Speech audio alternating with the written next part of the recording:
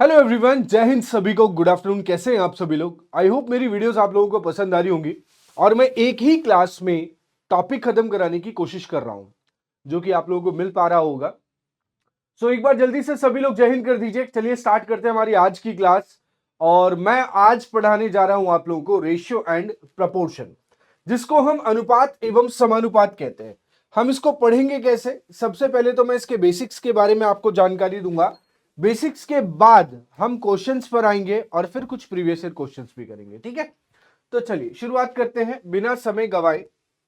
आज के टॉपिक में कवर होगा रेशियो, प्रपोर्शन, उसका टाइप्स ऑफ प्रपोर्शन, प्रपोर्शन उसके टाइप्स, है ना। ये सारी चीजें हम कवर करेंगे। चलिए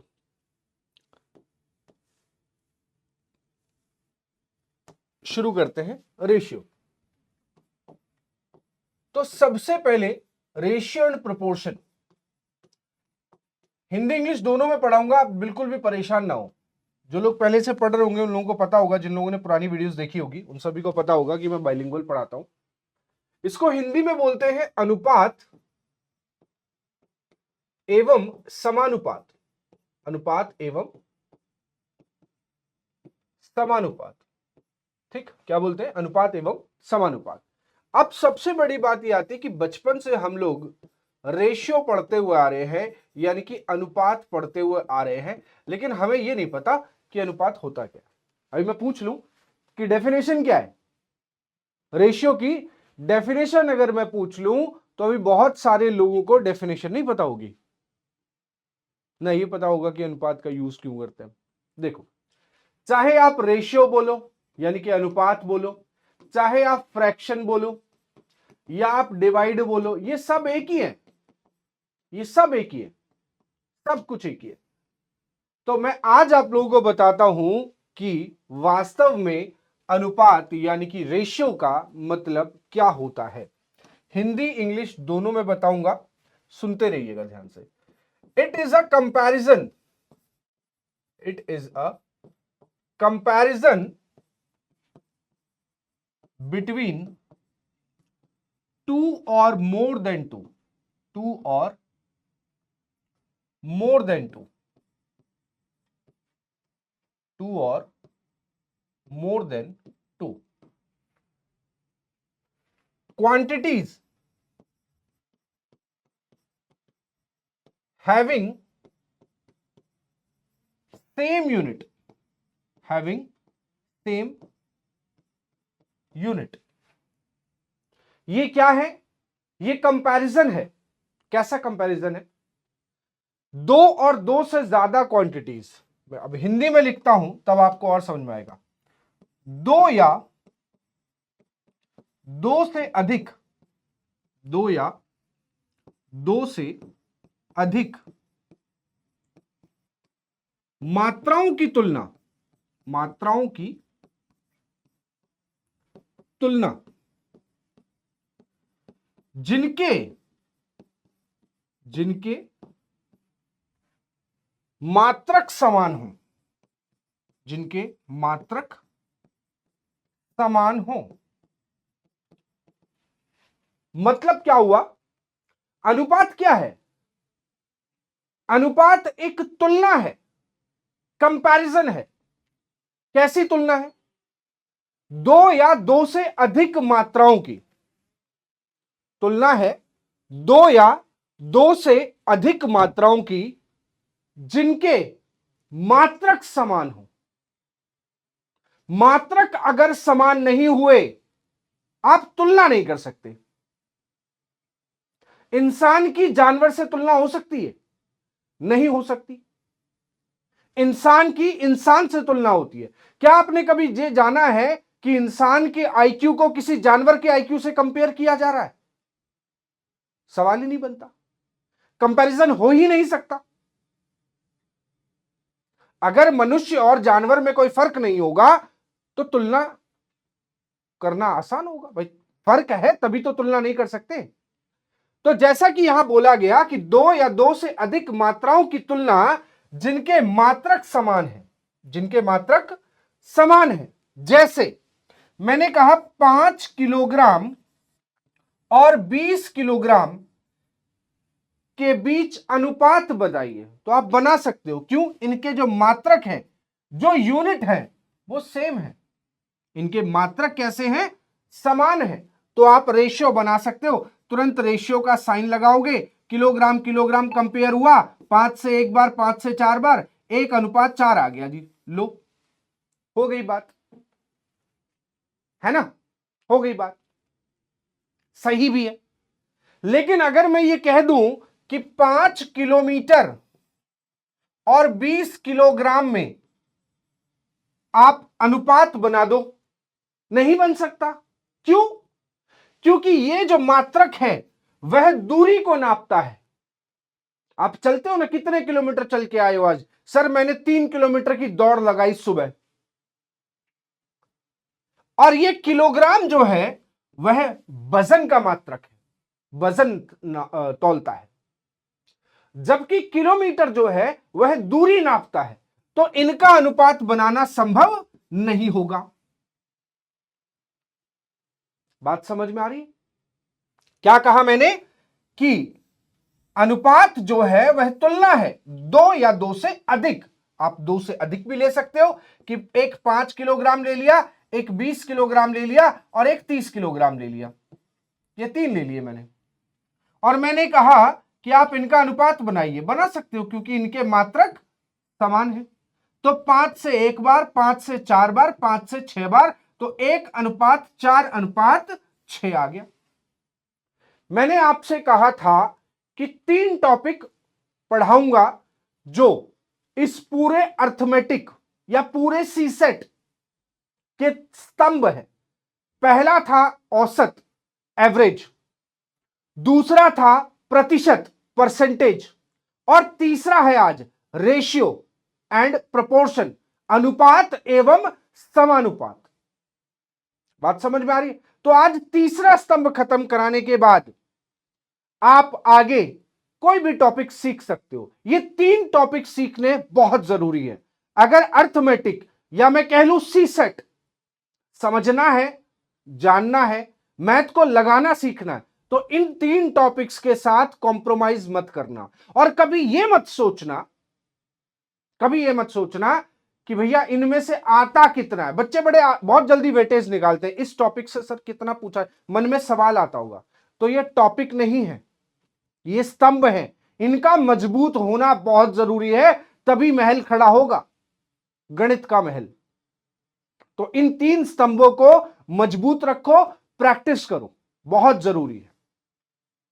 क्योंकि कारण बताता हूं, मैं आपको कारण समझाता हूं कि जब आप प्रतिशत पढ़ते हो तभी आपको प्रॉफिट एंड लॉस समझ में आता है, तभी सिंपल इंटरेस्ट और कंपाउंड इंटरेस्ट समझ में आता है। जब आप रेशियो पढ़ते हो तभी आपको स्पीड, डिस्टेंस, टाइम समझ में आता है, चाल, दूरी एवं समय। तभी आपको पार्टनरशिप समझ में आता है, तभी आपको एज समझ में आता है, तभी आपको मिक्सचर और एलिगेशन समझ में आता है। ठीक? और जब आप एवरेज सीखते हो तब आप जाकर एवरेज में यानी कि औसत में, इन सभी में इस्तेमाल होता है, टाइम एंड वर्क में भी इस्तेमाल होता है, हर टॉपिक में इस्तेमाल किया जाता है। बात समझ पा रहे हो? बोलो हाँ या ना? सही बात है, क्लियर है? ठीक। तो इनको समझना बहुत ही आवश्यक है। अनुपात का मतलब समझ गए। अब चलता हूं, मैं बात करूंगा टाइप्स ऑफ रेशियो।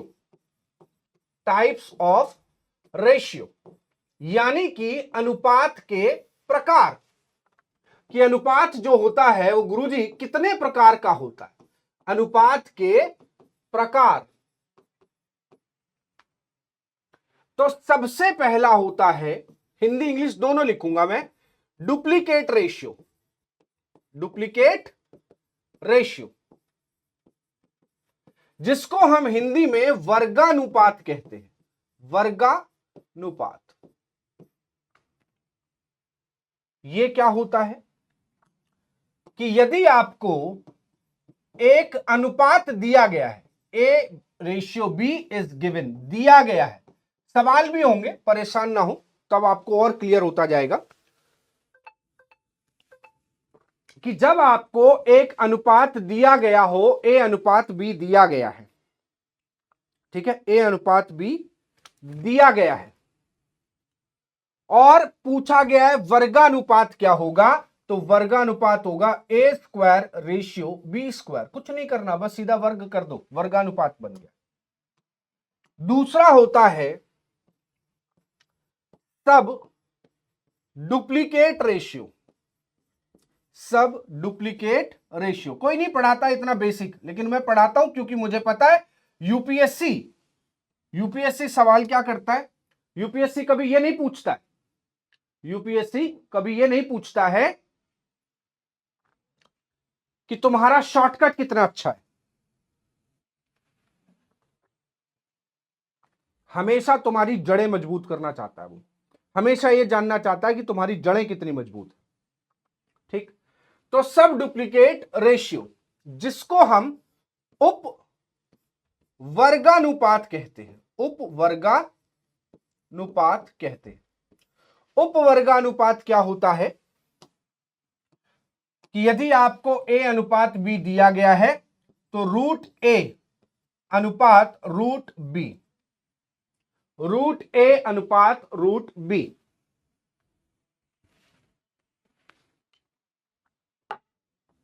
ये होता है सब डुप्लीकेट रेशियो। तीसरा होता है ट्रिप्लीकेट रेशियो। ट्रिप्लीकेट रेशियो जिसको हम त्रिघा अनुपात या त्रिक अनुपात भी कहते हैं। त्रिक अनुपात, त्रिक अनुपात, त्रिक अनुपात क्या होगा, ए क्यूब रेशियो बी क्यूब, ए cube ratio B cube.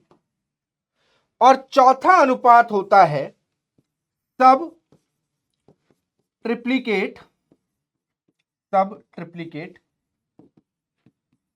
Ratio जिसको हम उपत्रिक अनुपात कहते हैं। उपत्रिक अनुपात, उपत्रिक अनुपात। उपत्रिक अनुपात क्या होता है, क्यूब रूट ऑफ ए और cube root of B.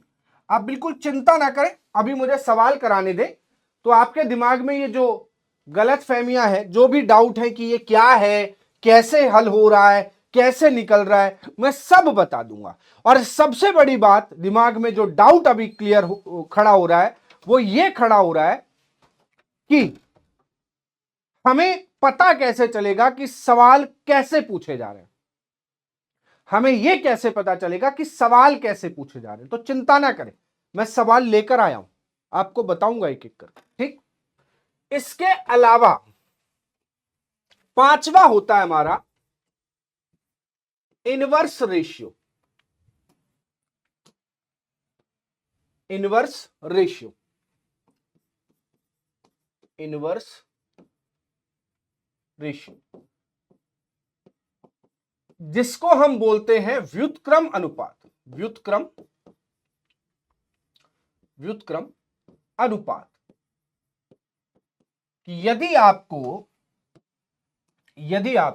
A ratio B दिया जाएगा, A ratio B is given. अरे इतनी अंग्रेजी सबको आती है, परेशान ना हो, मैं थोड़ा हिंदी इंग्लिश को मिक्स करके पढ़ाता हूं क्योंकि ना तो हम प्रॉपर हिंदी बोल पाते हैं ना प्रॉपर इंग्लिश बोल पाते हैं। तो कुछ चीजें हमें हिंदी में समझ में आ जाती हैं और कुछ चीजें इंग्लिश में समझ में आती हैं। तो इसीलिए मैं भी कंबाइन करके पढ़ा रहा हूं, ना प्रॉपर हिंदी में पढ़ाऊंगा ना प्रॉपर इंग्लिश में। बात है सुगम्यता से समझने की, तो सुगम्यता से तभी समझ में आएगा जब हमारी रेगुलर बेसिस की जो लैंग्वेज है उसको इस्तेमाल करके समझाया जाए। ठीक है, तो इनवर्स रेशियो जिसको हम व्युत्क्रम अनुपात कहते हैं कि यदि आपको ए अनुपात बी दिया गया है तो देन तब इनवर्स रेशियो जो होगा, इनवर्स रेशियो जो होगा प्यारे बच्चों, वो होगा बी अनुपात ए। मतलब कुछ नहीं किया, ये ऐसा दिया था, इसको पलट दो तो ये हो जाएगा, और इसको पलट दो तो ये इसका इनवर्स हो जाएगा।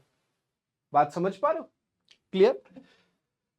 फिर अगला आता है हमारा छठवां, जिसको हम बोलते हैं कंपाउंड रेशियो, यौगिक अनुपात। कंपाउंड रेशियो जिसको बोला जाता है यौगिक अनुपात। यौगिक अनुपात, यौगिक अनुपात क्या होता है? यौगिक अनुपात क्या होता है कि यदि आपको A ratio B comma 2-3 ratio दे दिए जाएं, जैसे एक अनुपात ये हो गया, एक अनुपात दे दिया ये, और एक अनुपात और दे दिया, आप चाहें और भी ले सकते हैं, ठीक है। ये आपको जैसे 3 अनुपात दे दिए, ठीक है, 3 अलग अलग अनुपात दिए हैं, पहला ये, दूसरा ये, तीसरा ये, और आपसे पूछ रहा है कि यौगिक अनुपात बताइए, कंपाउंड रेशियो बताइए, तो उसमें कुछ नहीं करना है। इस अनुपात को देखो और इसका पहला टर्म क्या है? ए, तो ए ले लो। आगे जाओ, अगला इसमें पहला टर्म क्या है? सी, इसका गुणा कर दो। इससे अगले अनुपात में पहला टर्म क्या है? ई, तो इससे गुणा कर दो। और अनुपात ले लो किसका? बी, दूसरा, इसमें इसका दूसरा और इसका दूसरा, तो ये जो आएगा इसको हम बोलेंगे यौगिक अनुपात। क्या बोलेंगे बच्चों? यौगिक अनुपात। चलो कुछ सवाल कराता हूं तो दिमाग से ये डाउट क्लियर होगा। जैसे ये रहा हमारा पहला सवाल। अभी टॉपिक का नाम है रेशियो एंड प्रपोर्शन, सिर्फ रेशियो समझाया है, अभी प्रपोर्शन नहीं समझाया है। अभी मैंने प्रपोर्शन, समानुपात नहीं समझाया। आप चिंता ना करें, समानुपात समझाऊंगा, उसके प्रकार समझाऊंगा, तब सवाल कराऊंगा। अभी रेशियो समझा दिया है, रेशियो के टाइप समझा दिए, तो पहले सवाल कर लो ताकि ये यहीं पर हमेशा के लिए दिमाग में छप जाए। कहता है 2:7 का डुप्लीकेट रेशियो क्या होगा? 2:7 का डुप्लीकेट रेशियो क्या होगा? डुप्लीकेट रेशियो क्या होता है? डुप्लीकेट रेशियो क्या होता है? देखो क्वेश्चन हिंदी में भी ऐसे ही दे सकता है, वो नहीं लिखेगा वर्गानुपात, कह देगा डुप्लीकेट बताओ। और खासकर ये लैंग्वेज के साथ ये बड़ी गड़बड़ की जाती है। डुप्लीकेट को हिंदी में डुप्लीकेट क्यों लिख रहे हो भाई? मैंने देखा एसएससी के बहुत सारे एग्जाम्स हैं, यूपीएससी के बहुत सारे एग्जाम्स हैं, उन्होंने डुप्लीकेट को वर्गानुपात नहीं लिखा, उन्होंने कहा डुप्लीकेट। अब बताओ, ना तुम उनसे क्वेश्चन कर सकते हो, क्योंकि यूपीएससी में सिलेक्शन लेने का मतलब कि सामने जो सिलेक्टर बैठा हुआ है, जो सिलेक्ट करना चाहता है, वो ये चाहता है कि आपकी बुद्धि चारों आयाम में चले, 10 दिशाओं में चले, आपको सर्व ज्ञान होना चाहिए। हालांकि सर्वज्ञ कोई नहीं होता, लेकिन उनका यह मानना है क्योंकि भैया एक जिला पूरा आपको सुपुर्द करना है, और एक पूरा जिला आपके सुपुर्द करने का मतलब कि हर जाति, हर प्रजाति के लोगों के बारे में आपको ज्ञान होना चाहिए, चाहे वो इंग्लिश बोलने वाला हो, चाहे वो हिंदी बोलने वाला हो, चाहे वो उर्दू बोलने वाला हो, चाहे मराठी बोलने वाला हो। तो वो इसीलिए लैंग्वेज के साथ ये खिलवाड़ जारी रखते हैं। और आप उंगली नहीं उठा सकते उनके कि भैया ये क्यों, आपने तो हिंदी में भी डुप्लीकेट लिखा हुआ है, तो ये कर सकते हैं, कोई क्वेश्चनेबल नहीं है, इस पे आप क्वेश्चन नहीं कर सकते। ठीक, तो 2:7 का डुप्लीकेट क्या होता है? ए स्क्वायर और बी स्क्वायर, यही बताया था, पीछे कर देते हैं, दिखा देते हैं, कोई बात नहीं। डुप्लीकेट होता है ए स्क्वायर बी स्क्वायर, कब? जब ए बी दिया जाए। तो हमारे पास यहां पर ए की जगह कितना है? 2, और बी की जगह कितना है? 7। तो ए का स्क्वायर 4 और 7 का स्क्वायर 49, 4:49, ये हो गया डुप्लीकेट रेशियो। हो गया आंसर, खत्म। चलिए आगे बढ़े। अब आपको चाहिए उप डुप्लीकेट। देखो सबको लिख दिया उप और डुप्लीकेट को डुप्लीकेट लिखा दिया, तो सब डुप्लीकेट रेशियो होता है √a और √b। यहां पर a और b क्या है? ये a और ये b है, तो √81 और √64 जब मैं रखूंगा तो ये 9 आएगा और ये आएगा 8, तो 9:8, यानी कि मेरा उत्तर होगा 9:8। क्लियर? चलिए त्रिक अनुपातिक बताया था, तो त्रिक अनुपातिक होता है a³ b³, a³ b³। ये a है और ये b है, तो 7 का क्यूब कितना होता है? 343, 20 तक क्यूब और 30 तक स्क्वायर, याद रखें। 20 तक क्यूब और 30 तक स्क्वायर मिनिमम याद होने चाहिए। और बी 5 का क्यूब होता है 125, तो 7 का हो गया 343 और 5 का हो गया 125। ये निकल आया ट्रिप्लिकेट रेशियो किसका, 7 और 5 का। आगे बढ़ेंगे, अगला सवाल। अब आपको सब ट्रिप्लिकेट चाहिए, तो क्यूब रूट ऑफ ए और ratio cube root of B. तो ए कितना है 512 और बी कितना है 729। ये किसका है 8 का और ये किसका है 9 का। तो 8 अनुपातिक 9 हमारा सब ट्रिप्लिकेट रेशियो होगा किसका, 512 और 729 का। क्लियर। चलिए आगे बढ़ेंगे। इनवर्स रेशियो, तो व्युत्क्रम अनुपात, तो बताया था भैया 17:19 है, इसका व्युत्क्रम कर दो तो 19:17। ये हो गया व्युत्क्रम अनुपात, ये हो गया व्युत्क्रम अनुपात। अभी सवाल बड़े सिंपल सिंपल है भी, आप चिंता ना करें। आपको पता है प्रॉफिट एंड लॉस में भी ऐसे ही पढ़ाया था मैंने, प्रॉफिट एंड लॉस में भी ऐसे ही पढ़ाया था। तो रेशियो में भी शुरुआत 0 से और बनाएंगे क्या आपको डीएम, समझ गए, आईपीएस आईएएस। क्लियर। चलिए आगे बढ़ेंगे। कंपाउंड रेशियो यौगिक अनुपात, तो हमने कहा था इसका पहला रेशियो, फिर इसका पहला रेशियो और इसका पहला रेशियो, अनुपात इसका दूसरा रेशियो, इसका दूसरा रेशियो और इसका दूसरा रेशियो। तो 4 पंजे 20 दूनी 40, 7 तिये 21 सत्ते 147। तो 40 रेशियो कितना हो जाएगा 147। कितना हो जाएगा 40 रेशियो 147। ये रहा आपका करेक्ट उत्तर।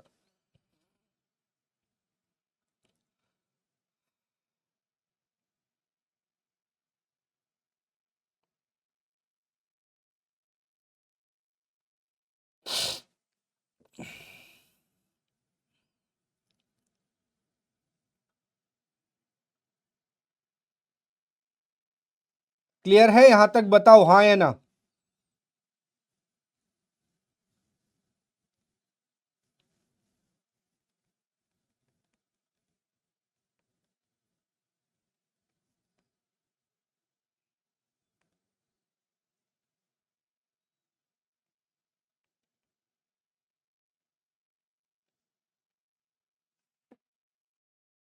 डन। चलिए तो चलिए अब हमने रेशियो के टाइप्स को सीख लिया है। अब मैं यहीं पर बेसिक को आगे बढ़ा दे रहा हूं ताकि दिक्कत समस्या ना आए कुछ, है ना। अब हम बात करेंगे प्रपोर्शन की। किसकी बात करेंगे, प्रपोर्शन की। प्रपोर्शन का मतलब होता है समानुपात। सभी ने हिंदी में संधि विच्छेद पढ़ा होगा, सभी ने। अब मैं इसका संधि विच्छेद कर रहा हूं और मैं इसको लिख रहा हूं समान और अनुपात।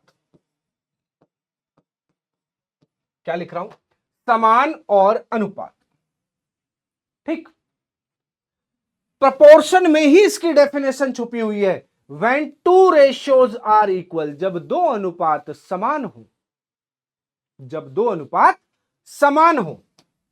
उसने क्या बोला कि जब दो अनुपात, एक अनुपात ये हो गया और एक अनुपात ये हो गया, जब दो अनुपात समान हो इनको समानुपात कहते हैं। क्या कहते हैं, समानुपात। और ये जो बीच में टर्म आ रहे हैं इनको इंग्लिश में कहते हैं मीन टर्म्स, और जबकि हिंदी की बात करें तो हिंदी में कहते हैं मध्य पद। क्या कहते हैं, मध्य पद। और ये जो बाहर हैं इनको बोलते हैं एक्सट्रीम टर्म, एक्सट्रीम टर्म, यानी कि वाह्य पद। क्या कहते हैं, वाह्य पद। क्या कहते हैं, वाह्य पद। अब प्रोपोर्शनलिटी का रूल यानी कि समानुपात का जो नियम है वो कहता क्या है, वो कहता है कि product of mean terms, product of mean terms सभी ने बचपन से सीखा है, अभी मैं याद दिला दूंगा कैसे सीखा था। प्रोडक्ट ऑफ मीन टर्म्स बराबर होता है किसके, प्रोडक्ट ऑफ एक्सट्रीम टर्म के, प्रोडक्ट ऑफ एक्सट्रीम टर्म्स के, एक्सट्रीम टर्म्स के।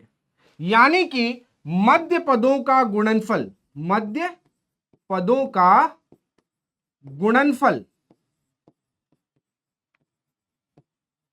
बराबर होता है बाह्य पदों के गुणनफल के, बाह्य पदों के गुणनफल।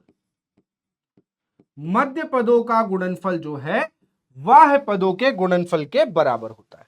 अच्छा, मध्य पद कहां है भाई? इसके मध्य पद हमने कौन से देखे थे? बी और सी, यानी कि मध्य पदों का गुणनफल बी इंटू सी बराबर होता है बाह्य पदों के गुणनफल के। तो बाह्य पद कौन से? ए और डी, तो ये दोनों बराबर होते हैं। अब ये नियम जो है कुछ नया नहीं है, आपने बचपन से सीखा है, हर जगह आप गणित में इस्तेमाल करते रहे, लेकिन नाम ये नहीं था। नाम क्या था? आप सभी ने कैंची का गुणा किया है। अच्छा, इसको अगर a बटे b लिख दूं, भाई अनुपात का मतलब यही होता है, और इसको c बटे d लिख दूं और ये दोनों बराबर हैं, तो क्या हम बचपन में कैंची का गुणा नहीं करते थे कि b into C B C और a इंटू डी, ये हो गया। तो ये दोनों बराबर नहीं होते थे, और यही चीज तो यहां लिख दी, b इंटू सी बराबर a इंटू डी। भाई ये वही चीज तो है, कुछ नया क्या लिखा है, लेकिन नियम है। किसका नियम है?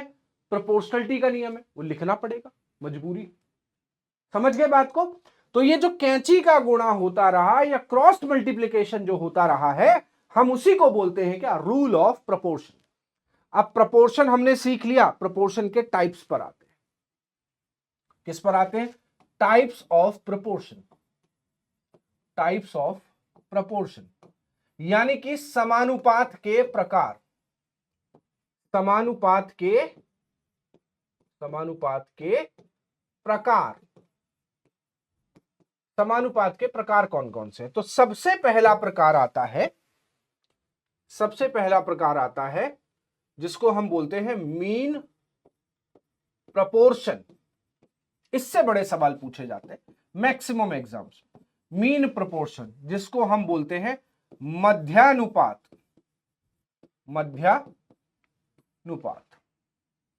दूसरा आता है थर्ड प्रोपोर्शन।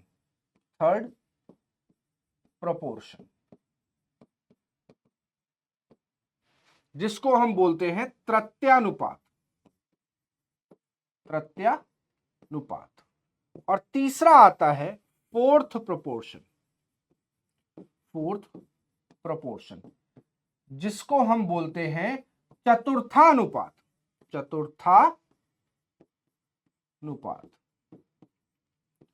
अब एक एक करके समझ लीजिए कि कैसे निकाले जाते हैं, कैसे समझे जाते हैं। ठीक,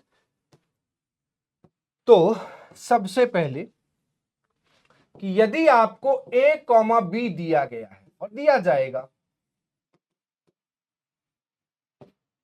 तब मीन प्रोपोर्शन होता है आपका under root a into B, दोनों का गुणा करके रूट ले लेना, आपका मीन प्रोपोर्शन निकल आएगा, मध्यानुपात।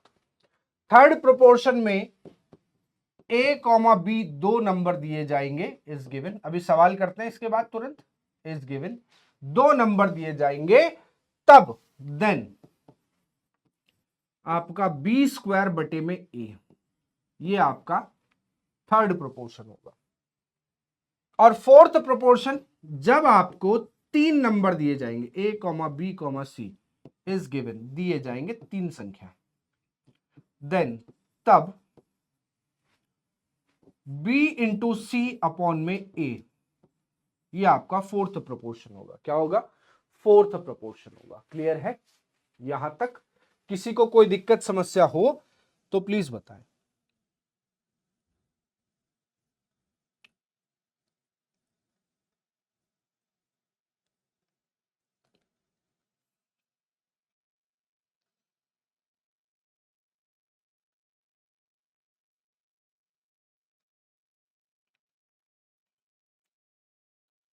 सही है?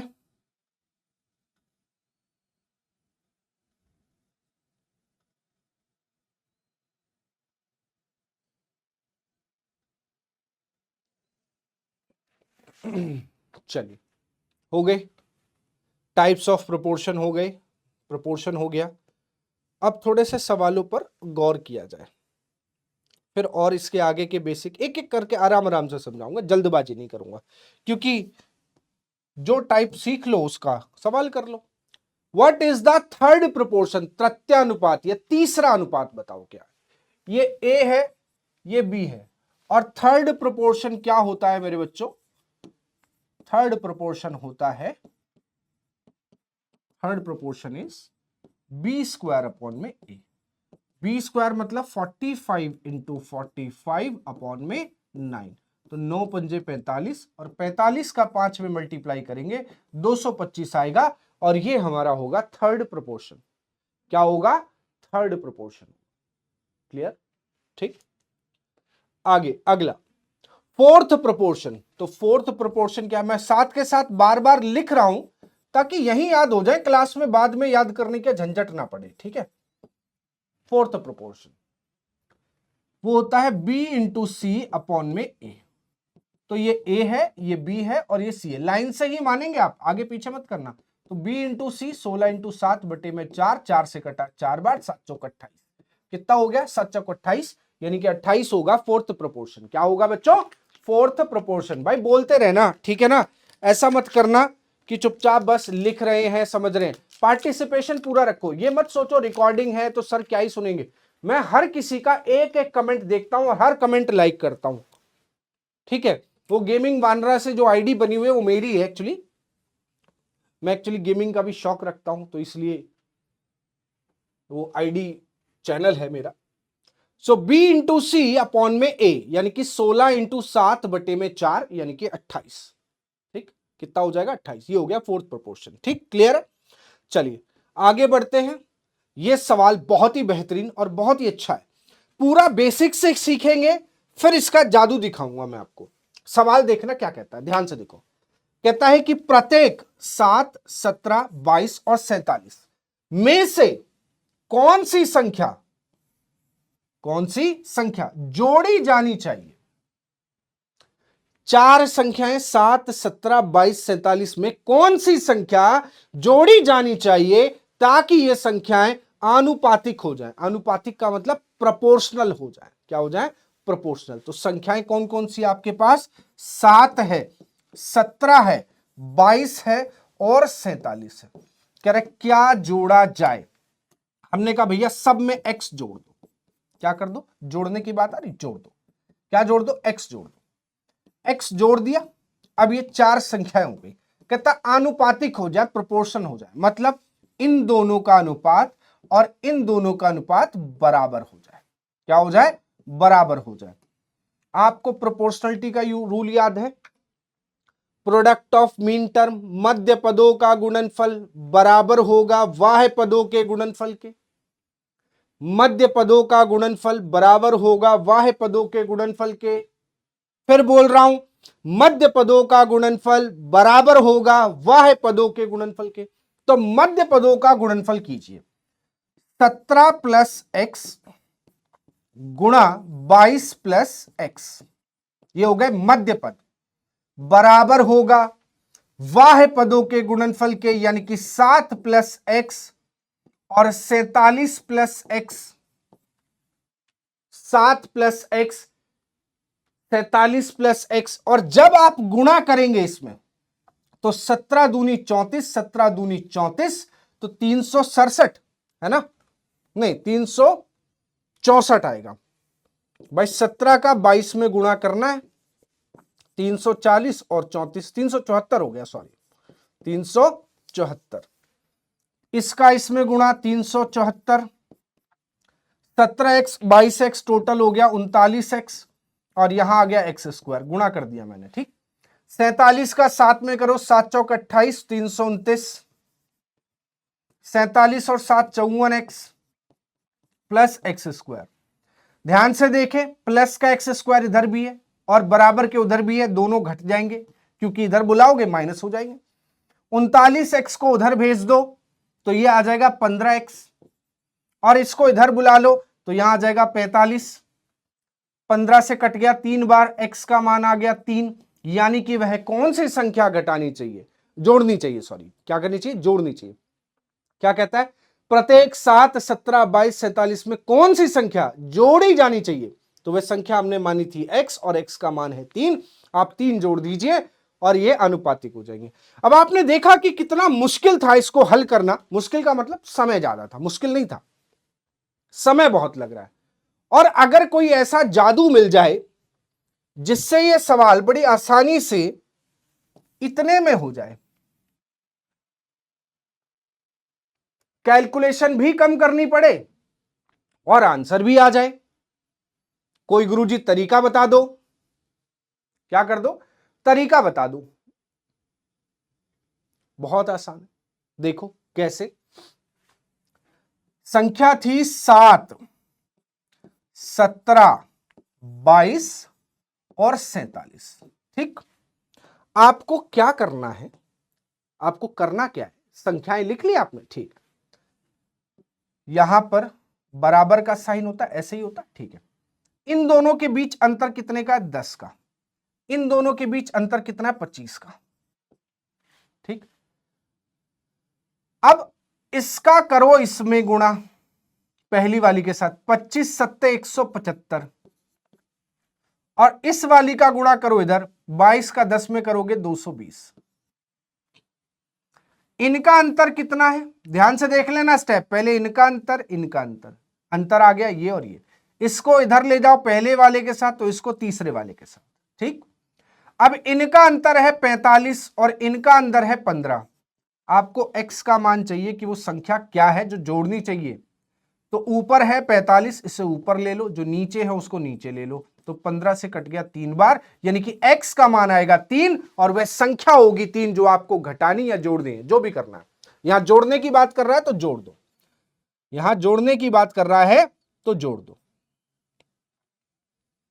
समझ आ गई बात?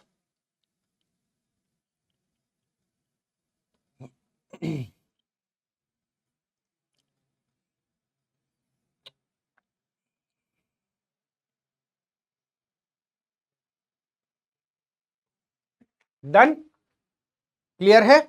अभी ऐसा एक सवाल आपको दिया जाए, जब तभी डन माना जाएगा गुरुजी, है ना।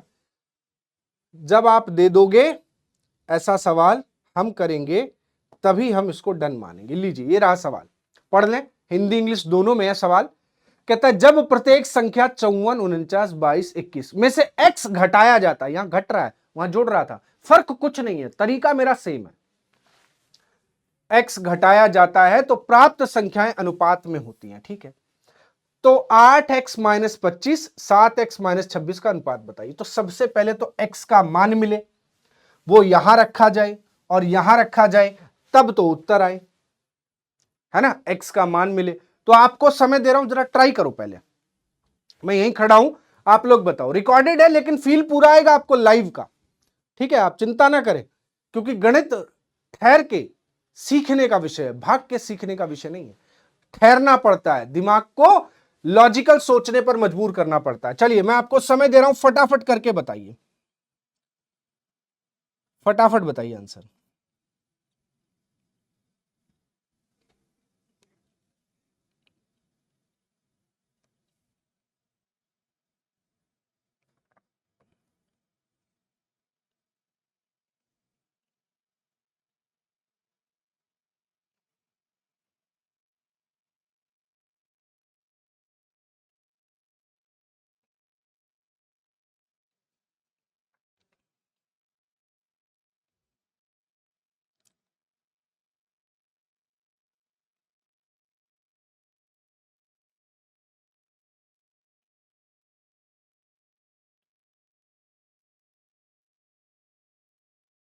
हो गया,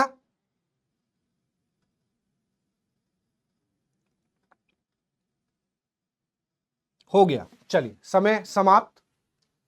54, 49, 54, 49, 22, 21, शॉर्टकट से करेंगे।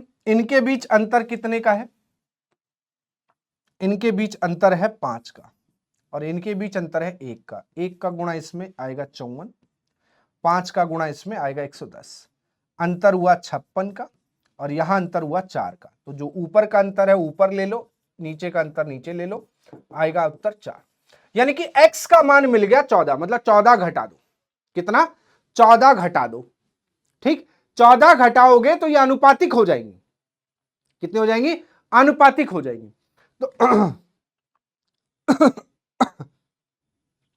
14 अट्ठे कितना होगा? यहां x का मान रखो 14, 14 अट्ठे कितना हो जाएगा? 112, 112 में से 25 जाएगा तो 87 बचेगा। 14 सत्ते 98, 98 में से जब 22 जाएगा तो 2 वो बचेगा और 7 वो बचेगा, तो 72 ये बचा। 3 से कट कर लो, 29 या 87 होता है, और 3 से इसे 24 बार कट करो, तो मेरा उत्तर जो है वो 29 और 24 यानी कि ए ऑप्शन आएगा। कितना आएगा? ए ऑप्शन आ जाएगा। क्लियर है? ठीक है, डन है, समझ आया? तो सेम सवाल मैंने आपको 2 करा दिए, अभी हमें वापस आना है क्योंकि अभी हमारे बेसिक और रह गए थोड़े से। चलिए, इस सवाल देखने में सिंपल, इनको हिंदी में नहीं लिखा भैया। अब जेड और एक्स वाई इन सबको क्या मैं हिंदी में लिखता फिरूं? इतने तो समझदार आप भी हैं। इनको हिंदी में नहीं लिखा गुरुजी, हम नाराज हो गए। अरे नाराज हो जाओ तो हो जाओ, पहली बात तो मजाक कर रहा हूं मैं। कहाँ डीएम एसडीएम वाले लेवल के बच्चों को पढ़ाना कोई मजाक है? वो खुद ही मजाक में नहीं रहते तो हम क्या ही मजाक करेंगे। चलिए, x माइनस वाई अनुपात y माइनस जेड अनुपात z माइनस के दे रखा है 2:3:5। ठीक है, चलो, तो z अनुपात x प्लस के पूछ रहा है क्या होगा। तो z चाहिए हमको, x चाहिए और k चाहिए। हमारे पास x है, y है, z है और k। y तो चाहिए नहीं यहां पे। मैं y कहां मांग रहा है? y मांग रहा है कहीं? y नहीं मांग रहा। आपसे क्या पूछ रहा है कि z अपॉन में x प्लस के का मान बताइए कितना होगा, राइट? चलो, y नहीं चाहिए ना, कोई बात नहीं। अच्छा, ध्यान से देखो, दिस अनुपात दिस का मान ये और ये। ठीक, अब अच्छे से दिख रहा होगा। अगर मैं इन दोनों को जोड़ दूं, अब जोड़ा क्यों? क्योंकि माइनस का y और प्लस का y जोड़ने से घट जाएगा। अगर इन दोनों को जोड़ दूं तो ये घट जाएगा और x माइनस जेड आ जाएगा, और यहां पर जब जुड़ेगा तो ये 5 हो जाएगा। अच्छा, 5 ये भी और 5 ये भी है, इसका मतलब क्या हुआ कि इसका मान भी 5 और इसका मान भी 5, यानी कि ये दोनों आपस में कैसे हैं? बराबर है। दोनों आपस में कैसे? बराबर है, यही बात है। अब देख लो, इसको जोड़ने पर हमारे पास आया ये, और यहां जोड़ा तो आया 5, और ये हमारा अलग बचा था, इसका मान 5 है, और इन दोनों को जोड़ने पर भी 5 आया, मतलब इन दोनों के जोड़ने से इसके बराबर हो रहा है। अगर इन दोनों को जोड़कर ये आया है और यहां पर ये है, तो एक काम करो, हमें क्या चाहिए? x प्लस के।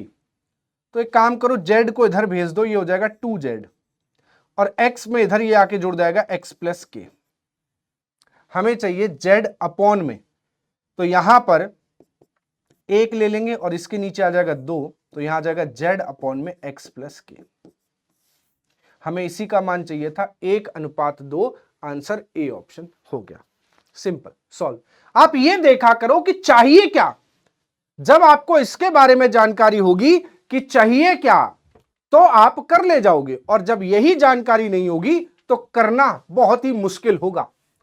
ठीक है, अगला सवाल ये रहा। अच्छा, इस सवाल को समझाने से पहले मैं आपको कुछ और चीजें सिखाना चाहता हूं। हम एक बोलते हैं कॉन्टिन्यूड प्रोपोर्शन। एक आपने प्रोपोर्शन पढ़ा था, अब मैं आपको सिखा रहा हूं कॉन्टिन्यूड प्रोपोर्शन के बारे में। ठीक है, जिसको हम बोलते हैं लगातार समानुपात। लगातार समानुपात, ठीक है, लगातार समानुपात, सतत समानुपात भी बोलते हैं जिसको। क्या बोलते हैं? सतत समानुपात। सतत समानुपात, ठीक है, लगातार समानुपात पढ़ लो या सतत समानुपात भी पढ़ सकते हो।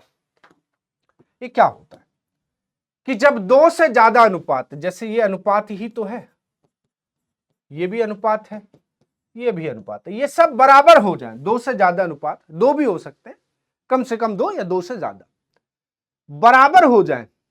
हमने मान लिया ये किसी नंबर के बराबर है, किसी नंबर के बराबर है, कोई भी नंबर हो सकता है, वो डेसिमल में भी हो सकता है, वो रूट में भी हो सकता है, वो अनुपात में भी हो सकता है। अनुपात भी तो एक नंबर है। भाई 1:2 का मतलब क्या हुआ, 1/2, ये एक नंबर ही तो है, तो वो कैसे भी हो सकता है, एक नंबर है, चाहे वो किसी भी पोजीशन में हो। इसमें पहला रूल कहता है कि अगर मान लीजिए कि हमने ऊपर वालों को सबको जोड़ दिया या घटा दिया, या जोड़ दिया ऊपर वालों को और नीचे वाले को भी जोड़ दिया या घटा दिया, तब इसका मान क्या होगा। मैं दोनों चिन्ह लेकर चल रहा हूं, चाहे आप जोड़े या घटाएं, तब इसका मान क्या होगा, तब भी इसका मान n ही रहेगा, तब भी इसका मान n ही रहेगा।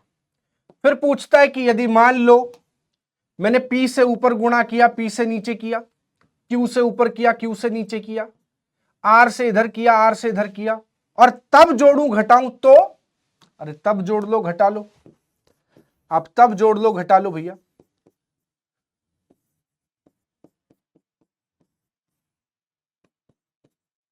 हमारे ऊपर कोई फर्क नहीं पड़ेगा इससे। तब जोड़ोगे घटाओगे तब भी इसका मान n होगा, तब भी इसका मान n होगा, इसमें कोई परिवर्तन नहीं होगा। फिर कहता है अच्छा तो ये बताओ कि यदि अब मैं इन सब की पावर n कर दूं, पावर n कर दूं, कोई भी नंबर है, तब जोड़ू घटाऊं तो, ठीक है, आप तब जोड़िए घटाइए,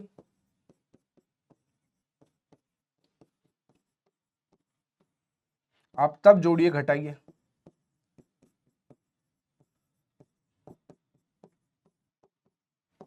तब भी इसका मान n तो रहेगा, लेकिन उसकी पावर भी ये वाला n आ जाएगा, छोटा n। अगर आप स्क्वायर कर रहे हैं तो आप स्क्वायर कर दीजिए, अगर आप स्क्वायर कर रहे हैं तो स्क्वायर कर दीजिए, क्यूब कर रहे हैं तो क्यूब कर दीजिए, पावर 4 कर रहे हैं तो 4 कर दीजिए, कोई फर्क नहीं पड़ता इससे, ठीक है, इससे हमारे सवाल पर कोई भी फर्क नहीं पड़ेगा। चलो भाई आते हैं अब सवाल पर, ये तो हमने कर लिया है, अच्छा यही तो करना है, ठीक है। अच्छा यहां ध्यान से देखो, ये अनुपात बराबर है इस अनुपात के, और ये बराबर है इसके, और ये एक और है, अच्छा ये बराबर है, ठीक है, ये सारे जो है, एक सेकंड कुछ गड़बड़ है क्या, नहीं, अच्छा ठीक है, ये 3 अनुपात दिए गए हैं जो कि बराबर है इस पूरे अनुपात के, ये रहा, ठीक है, ये और ये पूरा लेना था, हमने अनुपात छोड़ दिया, ठीक है। यानी कि मैं अब इसको सरल भाषा में लिखता हूं तो समझ में आएगा, इसको लिख सकता हूं x/4 बराबर होगा कितने, 3y/5 के, ठीक है, और बराबर होगा -z/3 के, और बराबर होगा 3x - 6y - 4z, और बटे में क्या आएगा k। हमें क्या चाहिए, k का मान चाहिए, क्या चाहिए हमको, k का मान चाहिए, ठीक है, k का मान हम निकाल लेंगे, कोई बड़ी बात नहीं, बहुत सरल है। देखो आप याद करो अभी सतत बताया था, तो ये सतत अनुपात है और ये इनका मान है n, ये इनका मान है n। अब कुछ दिख रहा है, समझ में आ रहा है, अब कुछ सरल सा प्रतीत हो रहा है, ठीक है। मैंने क्या किया, मैंने देखा कि मुझे इसको इसके बराबर करना है, तो मैंने देखा यहां 3x है और यहां सिर्फ x है, तो मैंने काम किया 3 से नीचे गुणा कर दिया, 3 से ऊपर गुणा कर दिया, 3 से नीचे कर दिया।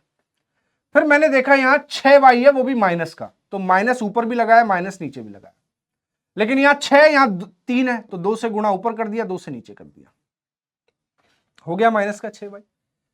ऊपर देखा यहां माइनस का 4z है, तो माइनस तो है लेकिन 4 नहीं है, तो 4 से ऊपर 4 से नीचे कर दिया, तो देखिए क्या हुआ, ये हो गया 3x बटे में 12 बराबर -6y बटे में -10 बराबर -4z बटे में 12, और ये बराबर हो रहे हैं 3x - 6y - 4z बटे में k। ये सिखाने के लिए बढ़ा रहा हूं, वरना तो आंसर बहुत जल्दी है, बिना पेन के आंसर 12 कर सकते हो आप, बिना पेन के आंसर 12 कर सकते हो आप, कुछ नहीं करना है, इनको जोड़ना है और k का मान बराबर।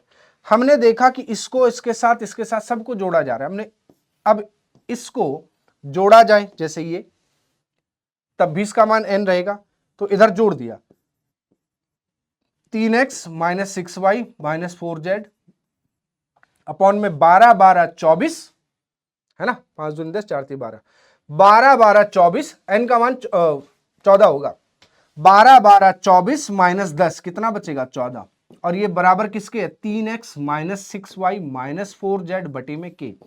आप ध्यान से देखो, जब ऊपर वाला पल्ला बराबर है तो नीचे वाला इसके बराबर होना चाहिए, के का मान आ गया 14, यानी कि उत्तर होगा डी ऑप्शन। उत्तर क्या होगा? D option. समझ पाए? आई थिंक सभी को समझ में आ गया होगा यहां तक। किसी को कोई दिक्कत समस्या तो नहीं होगी समझने में? ये बेसिक चल रहा है पूरा बढ़िया।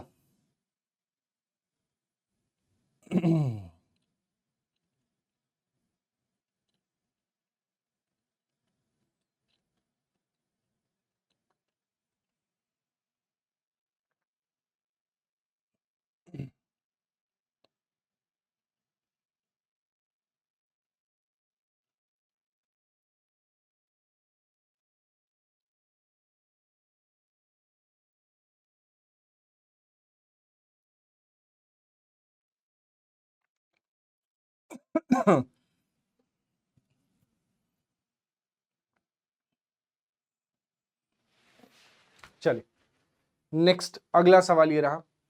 ए अनुपात बी आपको 3:5 दे रखा है, 3:5 दे रखा है, तो आपको ये पूछा गया।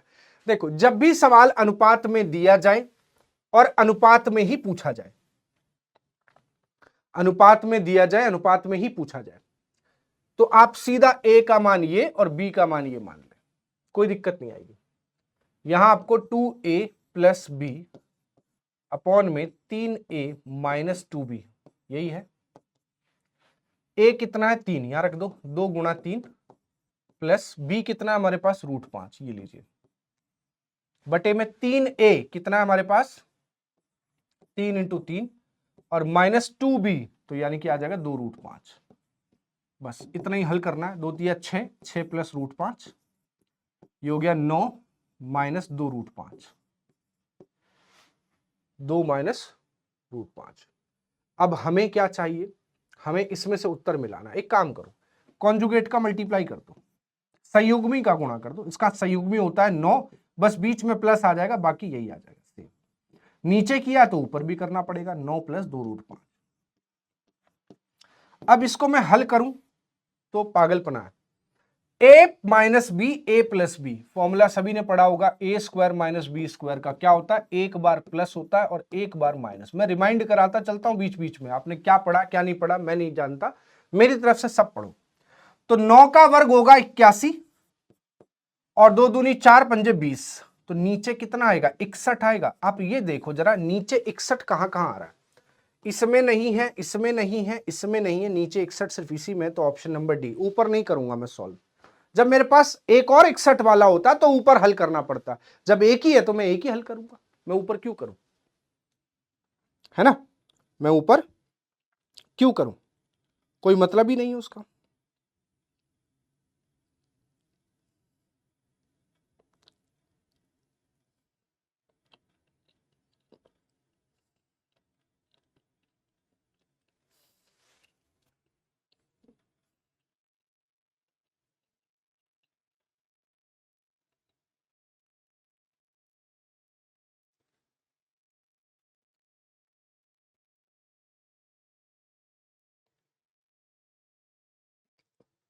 चलिए नेक्स्ट अगला सवाल ये रहा। a बराबर 3b है, 4b बराबर 5c है, 6c बराबर 7d है, तो आपको क्या चाहिए? d प्लस ए अपॉन में d माइनस ए। करें, हल करें इसको। आप सभी लोगों को ये तो आता ही होगा यार, जहां तक है मैं मानता हूं कि a अनुपात b बराबर 3:4 है, ठीक है। b अनुपात c बराबर दे दिया हमने 5:6 है, ठीक है। आपसे पूछ लिया जाए a अनुपात b अनुपात c निकालो, क्या होगा? तो आप निकाल सकते हो आसानी से। 3:4, a और b का मान रख दिया, फिर b और c का 5:6 नीचे रख दिया। अब आप ध्यान से देखें, एक घर ये खाली है, एक घर ये खाली है, तो हमारे यूपी में क्या होता है कि अगर जैसे, अब तो खैर कम हो गया, जमीन खाली पड़ी है, सालों साल कोई नहीं आ रहा है देखने किसकी है किसकी नहीं है, तो लोग कब्जा कर लेते हैं। और कब्जा कौन करता है? पड़ोसी कर लेता है। और धीरे धीरे उसने जानवर बांधने शुरू कर दिए अपने वहां पे, और जानवर बांधने के साथ धीरे धीरे क्या करता है? क्या करता है? उसमें नाम लिख देता हूं, घर बना देता है। आओ लड़ते रहो केस, तुम प्रूफ करो तुम्हारा है, मैं प्रूफ करूंगा मैंने खरीदा है, कागज बनवा लिए। तो ये जमीन खाली पड़ी थी, तो 4 ने कई साल इंतजार किया, कोई नहीं है, तो पड़ोसी ने कब्जा करके अपना नाम लिख दिया 4। इधर ये जमीन खाली थी, इसने कब्जा कर लिया, ये पड़ोसी कब्जा करेगा, नीचे से ऊपर नहीं जाएगा कोई भी, ठीक है। 3 पंजे 15, 4 पंजे 20 और 6 चौक 24, ये आ गया A अनुपात B अनुपात C। ऐसे ही मान लो 4 का आ जाए, 5 का आ जाए, 6 का आ जाए, किसी का भी आ जाए, कब्जा करना सही आना चाहिए बस। 3 अनुपात 4 है, B अनुपात C जो है आपका 6 अनुपात 7 है, और C अनुपात D है वो आपका 14 अनुपात 11 है, ठीक है। आपको A अनुपात B अनुपात C अनुपात D चाहिए, ठीक है। तो आप पहले तो A और B का मान रखो, 3 अनुपात 4 रख दिया, B और C का रखो 6 अनुपात 7 रख दिया, और C अनुपात D रखो 14 अनुपात 11 रख दिया, ठीक है। अब आप देखो ये जगह खाली है, एक जगह ये खाली है, एक जगह ये खाली है, एक जगह ये खाली है, एक जगह ये खाली है, एक जगह ये खाली है, ठीक है। जगह खाली होगी, चलो अब कब्जा करवाओ। इसने पहले यहां कब्जा किया, फिर और आगे कर लिया, इसने यहां कर लिया, इसको देख के इसने यहां कर लिया, इसने यहां किया, इसने यहां कर लिया। अब बस इनका गुणा A, इनका गुणा B, इनका गुणा C और इनका गुणा D, आपके चारों मान आ जाएंगे गुणा करने पर, ठीक है। तो यही चीज यहां दी गई है कि A बराबर 3B है, तो क्या मैं A बटे B निकालूं तो वो 3 बटे 1 आएगा, या A अनुपात B निकालूं वो 3 अनुपात 1 आएगा, है ना। ऐसे ही होगा। या मैं ऐसे ना करके क्यों सरदर्द लेना, मुझे A अनुपात B तो चाहिए। देखो इसका बेटा यहां है और इसका बेटा यहां है, यानी कि A का बेटा है 3 और B का है 1, ये आ गया A अनुपात। ऐसे B का है यहां 5 और C का है यहां 4, तो B और अनुपात C हमारे पास आ जाएगा 5 अनुपात 4। और ऐसे आपको C अनुपात D चाहिए, बोलो जरा साथ में। C का बेटा 7 और D का बेटा 6, तो 7 अनुपात 6, ये हो गया। अब आपको क्या चाहिए, A अनुपात B अनुपात C अनुपात और D चाहिए, ठीक है। तो A अनुपात B आ जाएगा 3 अनुपात 1, ये आ जाएगा 5 अनुपात 4, ये आ जाएगा 7 अनुपात 6। मुझे यहां पर कब्जा करना है, यहां कब्जा करना है, यहां कब्जा करना है, यहां कब्जा करना है, यहां पर भी कब्जा करना है और यहां पर भी। करा दो कब्जा फटाफट। 1 यहां आएगा, यहां आएगा, ये 4 यहां जाएगा, 5 यहां जाएगा, 7 यहां आएगा, 7 यहां आएगा। अब कर लो, 7 पंजे 35, ये 105, 7 पंजे 35, 7 चौक 28 और 6 चौक 24। आपको चाहिए क्या था, अब वो देखो, आपने ABCD निकाल लिया, आपको चाहिए था D plus A D minus A, तो D प्लस A अपॉन में D माइनस A। तो D कितना है बच्चों, D है आपके पास 24 रख दिया, A कितना है 105 और 24 माइनस 105, तो आंसर तो माइनस में आएगा। तो आंसर ये दोनों नहीं हो सकते, ऊपर वाला बड़ा है नीचे वाला छोटा है, तो माइनस में भी ये ऊपर वाला छोटा है नीचे वाला बड़ा है, जबकि हम यहां जोड़ेंगे तो ये बड़ा आएगा, यानी कि ये होगा आंसर। आप चाहो तो देख लो, 105 और ये कितना हो गया 129, और ये कितना हो जाएगा, ये हो जाएगा मेरे हिसाब से 81 माइनस का। तो 3 से कट करो 43 बार, 3 से कट करो 27 बार। देखा अंदाजा कैसे लगाना है। पहली बात तो नीचे माइनस आ रहा है, तो ऑब्वियसली बात है ये पूरा माइनस में होगा, तो ये दो हो सकते हैं, ये दो नहीं होंगे, हट गए। ऊपर जुड़ के नंबर बड़ा होगा, यानी कि ऊपर बड़ा नंबर आना चाहिए, तो ऊपर यहां छोटा है तो ये नहीं होगा। समझ गए ना, ऐसे सोचना है, क्यों सॉल्व करना है। बार बार हर चीज को सॉल्व करने लगे, पेन कॉपी उठाने लगे तो फायदा कुछ नहीं निकलेगा, यकीन मानो, ठीक है, कोई फायदा नहीं है।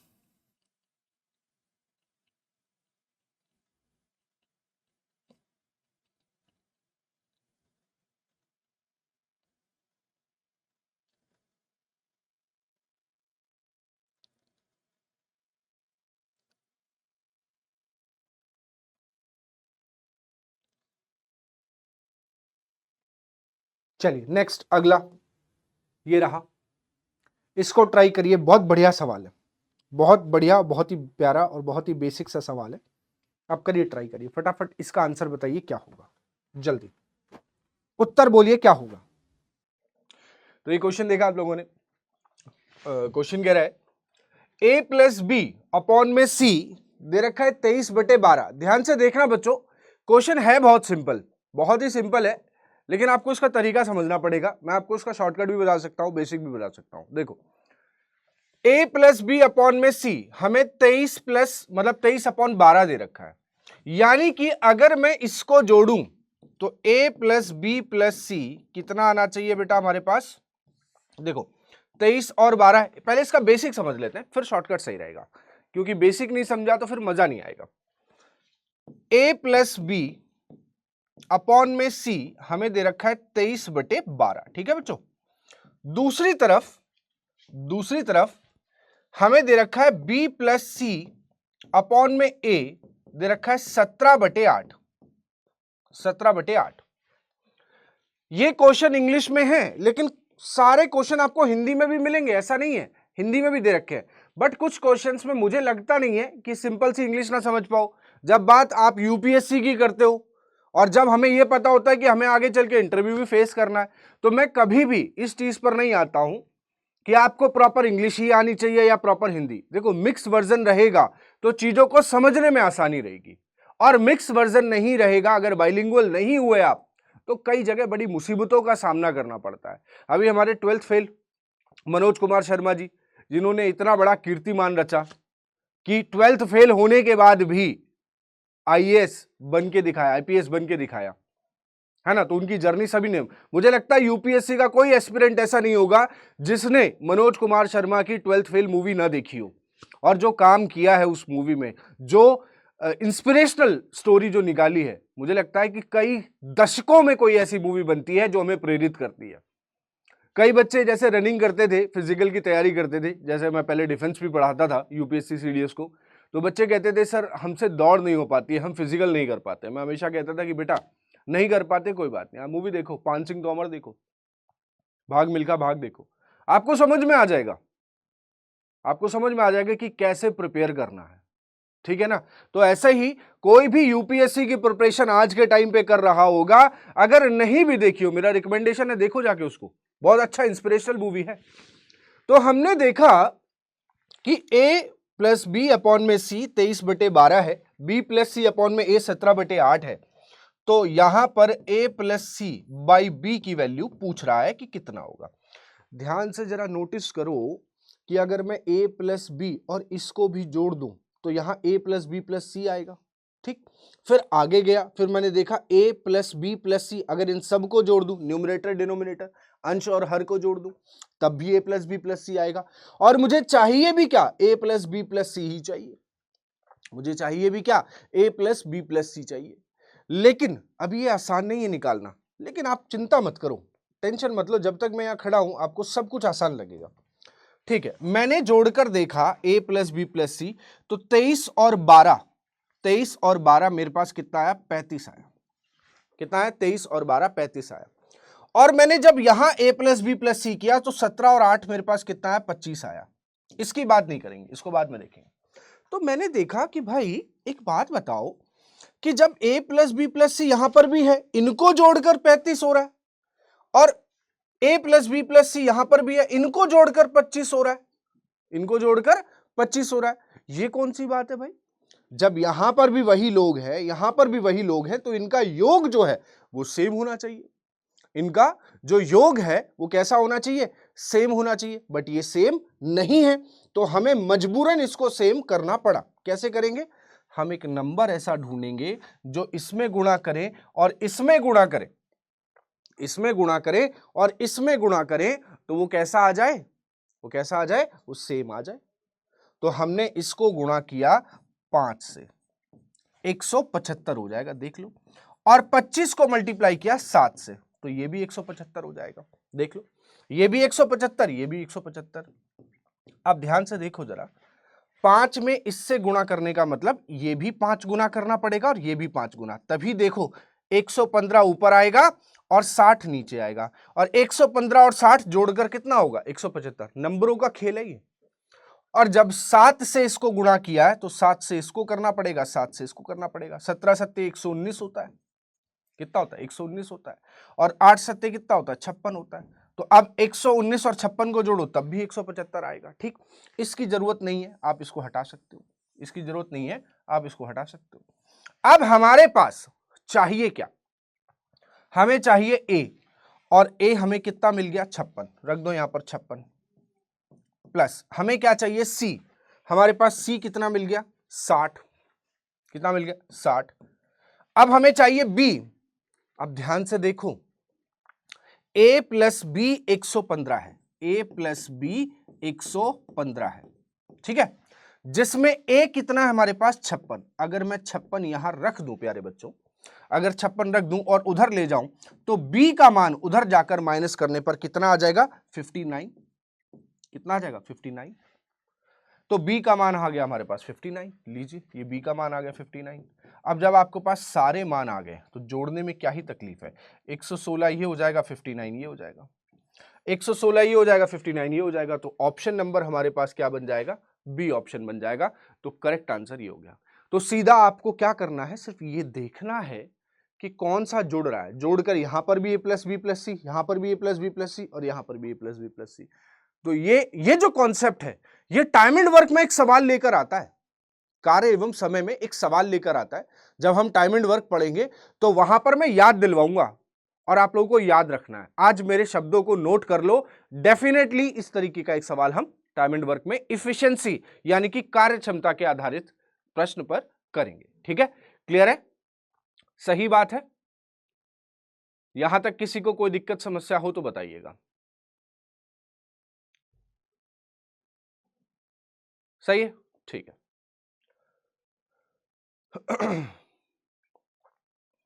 चलिए नेक्स्ट आगे बढ़ते हैं। अगला सवाल ये रहा, 4x plus 3, 4x plus 3, 7x plus 2 और 9x प्लस 2 का चौथा आनुपातिक ज्ञात करें। अभी बताया था थोड़ी देर पहले ही आप लोगों को, चौथा आनुपातिक मतलब क्या था, फोर्थ प्रोपोर्शन। और फोर्थ प्रोपोर्शन हमारे पास था, ये देखो, fourth proportion b into C by A, b into C by A, क्या था, b इंटू सी बाई ए।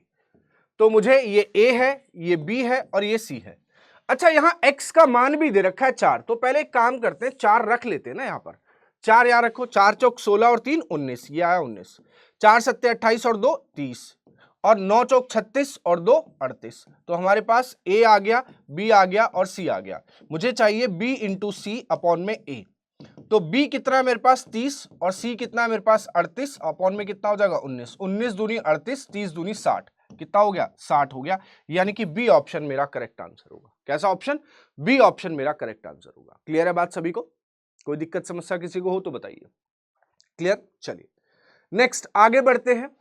फिर दोबारा चौथा अनुपातिक पूछा गया है, फिर दोबारा आपसे चौथा अनुपातिक पूछा गया है। चौथा अनुपातिक क्या होता है, b इंटू सी बाई ए। याद हो जाएंगे आज की क्लास में। मैं कभी ये नहीं सोचता हूं कि आप घर पे याद कर लेना, समझ लेना, नहीं नहीं, क्लास में ही खत्म हो जानी चाहिए जो चीज है, जो भी आपके दिमाग में चल रहा है यही खत्म कर दो, आगे नहीं सोचना है, ठीक है। तो b इंटू सी बाई ए, यहां पर हमारे पास a ये रहा, b ये रहा और c ये रहा। तो b इंटू सी 1/168 गुणा 1/150, ठीक है, बटे में a कितना है 1/72। अब देखो, दूर वाला दूर वाले के पास, पास वाला पास वाले के पास, तो 72 सबसे ऊपर जाएगा, तो 72 सबसे ऊपर हो गया। नीचे कितना हो गया 168 इंटू 150, कितना हो गया 168 इंटू 150। चलो कट कर सकते हैं हम इसको, एक काम करते हैं 3 से कट कर सकते हैं, पहले 24 बार 3 से कट कर सकते हैं इसको 50 बार, ठीक। 24 से मेरे को ये कटता हुआ दिखा रहा है 7 बार, 24 से एक बार, 24 से 7 बार, यानी कि 1 बटे नीचे कितना आ जाएगा 350। तो इसका चौथा अनुपातिक होगा 1/350, यानी कि आंसर हो गया सी ऑप्शन। क्लियर है, सही है, चलिए। अब ये मीन प्रोपोर्शन मध्य अनुपात है। अब कुछ क्वेश्चन मैं आपको होमवर्क में दे रहा हूं, मध्य अनुपात, चतुर्थ अनुपात, तृतीय अनुपात, ये आप खुद कर सकते हो। इस सवाल को देखो, एक सवाल मैंने अभी होमवर्क में दे दिया है। मैं देखता हूं कि कमेंट नहीं आते हैं यार, क्लास के बाद मैं हमेशा चेक करता हूं कि आंसर्स के कमेंट नहीं आ रहे हैं, ये बहुत गलत बात है भाई। होमवर्क में मिला हुआ क्या दिखाओगे नहीं, मैं हर बार हर क्लास के बाद आप लोगों के कमेंट्स चेक करता हूं और मुझे वहां पे जय हिंद मिलेगा, अच्छी बात है, बट आंसर भी तो लिखो। पहले लिख दो सर इस क्वेश्चन का आंसर जो आपने पूछा था उसका आंसर ये है और जय हिंद, कम से कम मेरे को भी तसल्ली हो जाएगी कि हाँ सीख रहे हो तो प्रैक्टिस भी कर रहे हो। एग्जाम आ रहा है पास में और ये सोचो कि इसको अलग से पढ़ेंगे। मैं कभी किसी से नहीं बोलता कि आप अलग से पढ़ना, आप चुपचाप बस जो मैं पढ़ा रहा हूं वो पढ़ते रहो और थोड़ी थोड़ी प्रैक्टिस करते रहो। मॉक टेस्ट लगा लो ना, आप अलग से नहीं पढ़ सकते कोई बात नहीं, मॉक टेस्ट लगा लो। आप मॉक टेस्ट में जो टॉपिक पढ़ लिए मुझसे उसके आंसर होने चाहिए, बाकी किसी के होना हो। एग्जाम जब तक होगा तब तक मैं पूरा सिलेबस कंप्लीट करा दूंगा, इसीलिए वन शॉट वीडियो डालता हूं कि एक दिन में एक चैप्टर खत्म होना चाहिए, ज्यादा लोड भी ना हो कि दो दो तीन तीन वीडियोस देखनी पड़ रही है। एक अनुपात में पहला और चौथे पद का अनुपात देखो, 1 2 3 4, पहला और चौथा ये है, उनका गुणनफल 70 है, ये एक्सट्रीम टर्म है, वाह्य पदों का गुणनफल है, और दूसरे और तीसरे का तो ये मीन टर्म्स है। प्रोपोर्शनलिटी का रूल याद है, बार बार पीछे करके मैं इसलिए दिखा रहा हूं ताकि भूल ना जाओ। प्रोपोर्शनलिटी का रूल क्या कहता है, कहां गया हमारा प्रोपोर्शन, ये रहा, वाह्य पदों का गुणनफल बराबर होता है मध्य पदों के गुणनफल के, मध्य पदों का गुणनफल बराबर होता है वाह्य पदों के गुणनफल के, यही तो लिखा था, इसी को यहां लगाना है, इसी को यहां लगाना है। देखो ये रहा, तो क्या कहता है कि पहले और चौथे, तो पहले और चौथे पद जो हैं वो वाह्य पद है, उनका गुणनफल कितना है 70, और दूसरे और तीसरे का है 3.5y, 3.5y, तो आपको y का मान निकालना है, पॉइंट हटाओ, जीरो बढ़ा लो, 35 दूनी 70, कितना हो गया, y का मान 20 हो गया, y का मान कितना हो गया, 20 हो गया, यानी कि बी ऑप्शन हमारा करेक्ट है, हो गया आंसर, खत्म। नेक्स्ट अगला, अच्छा ये हमने पहले कर लिया था, यहां पर आते हैं, आपको मेरी बात याद है, मैंने कहा जितना बड़ा लिखेगा, जितना ज्यादा बोलेगा लोग तेरे बारे में उतना ज्यादा जानेंगे, और जितना कम बोलेगा उतना लोग कम जानेंगे, है ना, जितना ज्यादा बोलोगे उतना ज्यादा जानेंगे, और जितना कम बोलोगे उतना कम जानेंगे।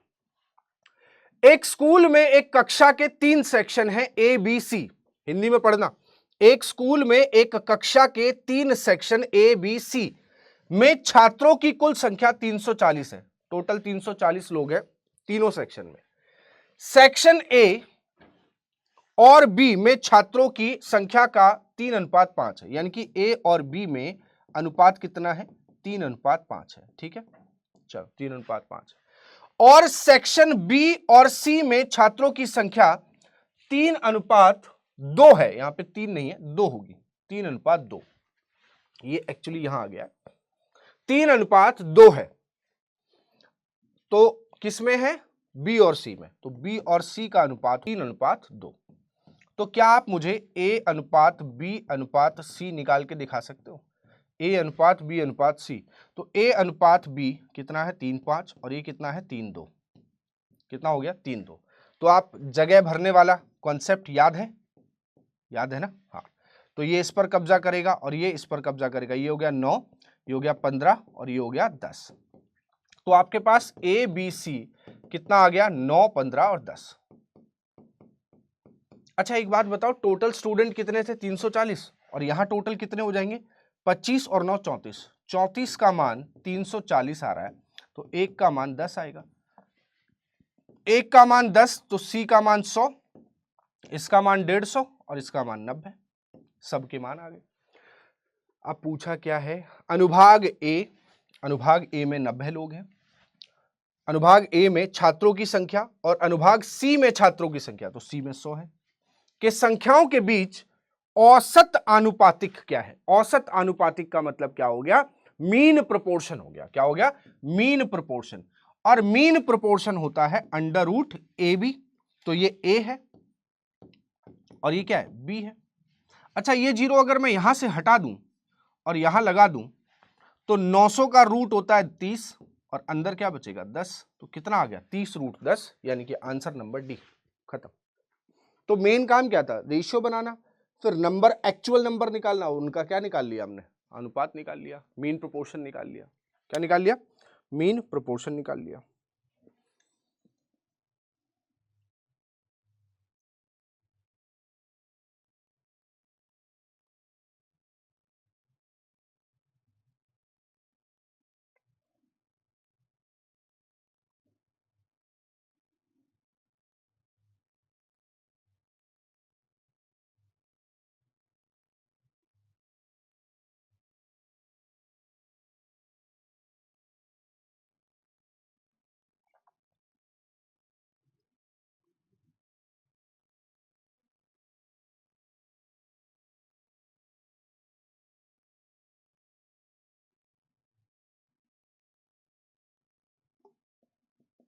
क्लियर? चलिए नेक्स्ट अगला, यदि y सीधे x के साथ भिन्न है, मतलब y वेरी, ये वाला भी रहने दो आप, ये दो क्वेश्चन अभी रहने दो, यहां पर आओ, ये बढ़िया सवाल है, रेशियो में बहुत अच्छे क्वेश्चंस आते हैं ये वाले। कहता है x और y की मासिक आय, x और y की मासिक आय 9:7 है। हम सभी लोग जानते हैं कि जो भी हम लोग कमाते हैं उसे आय कहते हैं, उसमें से जो भी हमारा खर्चा होता है उसे व्यय कहते हैं, और जो बचता है वो हमारी बचत कहलाती है। क्या कहलाती है? बचत। आय में से व्यय माइनस करोगे, बचत आ जाएगी, ठीक है।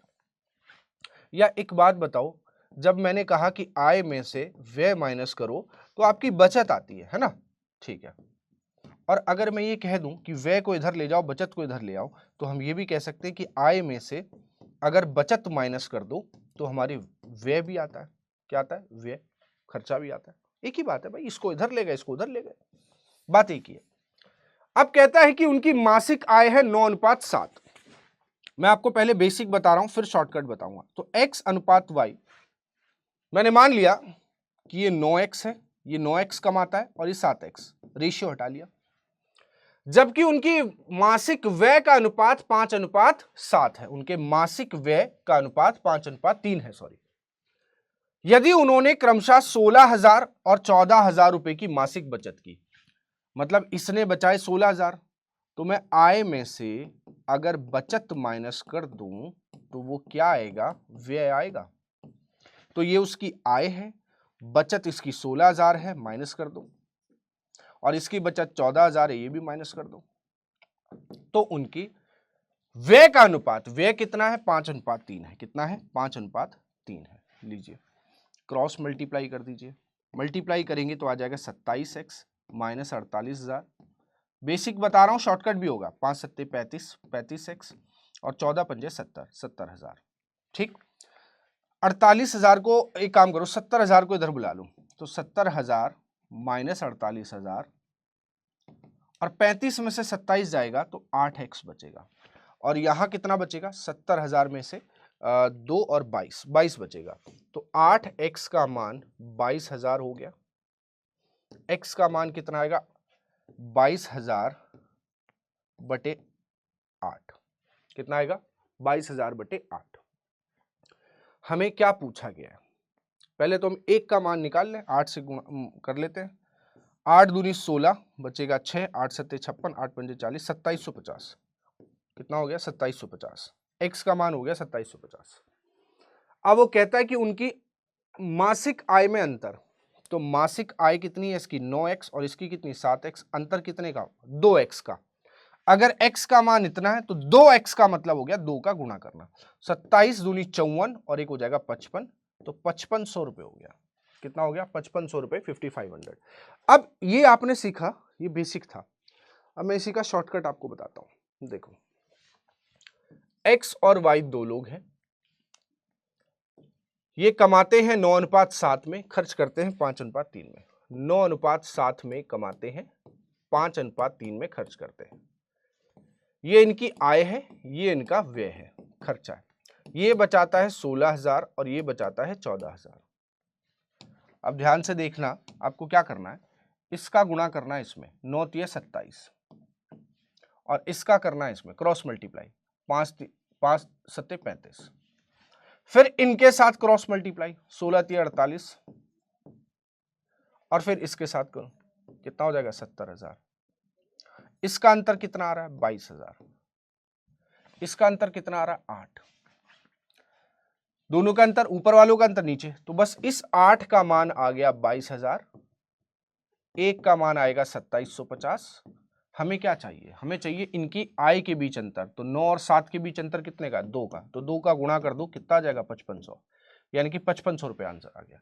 तो ये आपका शॉर्टकट है, इससे थोड़ा जल्दी हो जाता है, उसमें थोड़ा सा सोचना पड़ता है।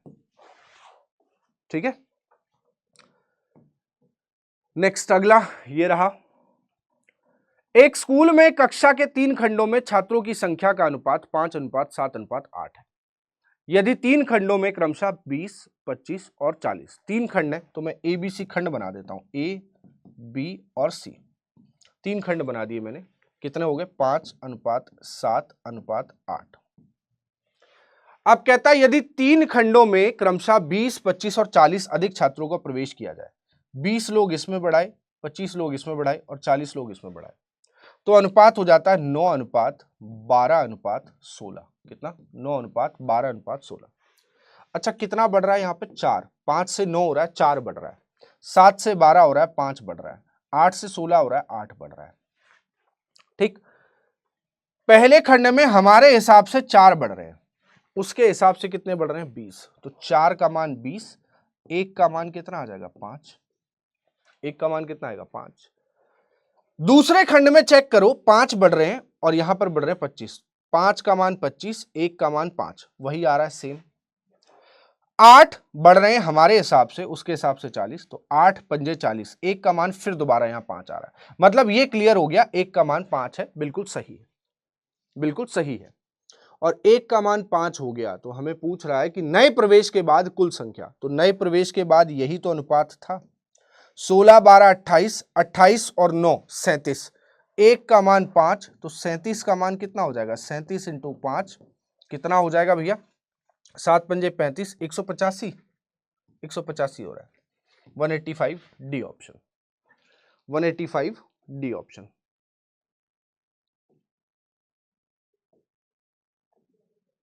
ठीक है, ये देखो इनकम एक्सपेंडिचर वाला सवाल एक और बढ़िया सा, इसको पढ़ो एक बार ध्यान से।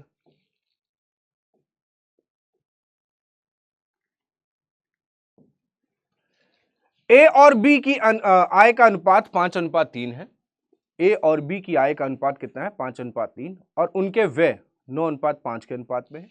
यदि ए की आय और बी की व्यय से दोगुनी हो, बहुत ही अच्छा और बहुत ही टिपिकल क्वेश्चन है, मतलब देखने में लगेगा आपको, करेंगे तो बहुत सिंपल हो जाएगा। ए और बी की आय का अनुपात, तो ए और बी की आय का अनुपात हो गया 5:3। ठीक है, 5:3 ये इनकम है। और एक्सपेंडिचर व्यय का अनुपात कितना है? 9:5 है। ठीक है, कहता है यदि ए की आय बी के व्यय से दोगुनी है, तो बी का व्यय तो 5 है और ए की आय 5 है। वो कहता है ए की आय दोगुनी है, मतलब ये दोगुना होना चाहिए, तो 2 से मल्टीप्लाई कर दिया। अब रेशियो में इससे कर रहे हो तो इससे भी करना पड़ेगा, तो नया रेशियो क्या हो जाएगा? ए अनुपात बी हो जाएगा हमारे पास 10:6 और यहां कितना हो जाएगा? 9:5। कितना हो जाएगा? 9:5। तो कहता है दोगुनी है, तो कहता है ए और बी की बचत का अनुपात क्या होगा, ये बताओ। तो ये 10 कमाता है, 9 खर्च करता है 1, ये 6 कमाता है, 5 खर्च करता है 1, तो अनुपात कितना हो जाएगा? 1:1। लीजिए, हो गया आंसर, हो गया सॉल्व। सिंपल सा क्वेश्चन है भाई, ज्यादा सरदर्दी नहीं लेनी है। ठीक है, ज्यादा टेंशन सरदर्दी नहीं लेनी है।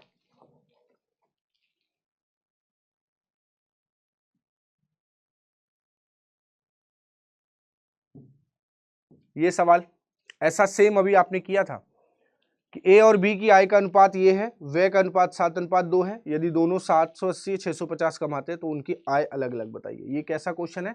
सेम इस जैसा सवाल है जो हमने यहां शॉर्टकट पे सीखा था। ठीक है, तो ये आपको होमवर्क में मैं दे देता हूं, ये आप खुद करेंगे, ये आपके लिए होमवर्क है।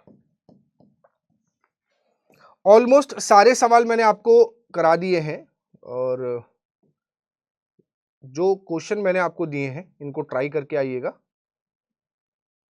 ठीक है, तो रेशियो प्रोपोर्शन का एंड करते हैं, यहीं पर फिनिश करते हैं रेशियो प्रोपोर्शन। अगला टॉपिक जल्दी ही आपको मिलेगा। अब देखो मैंने क्या क्या खत्म करवा दिए, 3 पिलर्स जो थे वो इंपॉर्टेंट मैंने खत्म करा दिए। तो अब आपको अर्थमेटिक में आगे समझने में कोई तकलीफ नहीं आएगी। और अभी थोड़े से एडवांस के टॉपिक भी मैं लेकर आऊंगा जो आपके सिलेबस में आते हैं। ठीक है, तब तक के लिए सभी को जय हिंद, थैंक यू।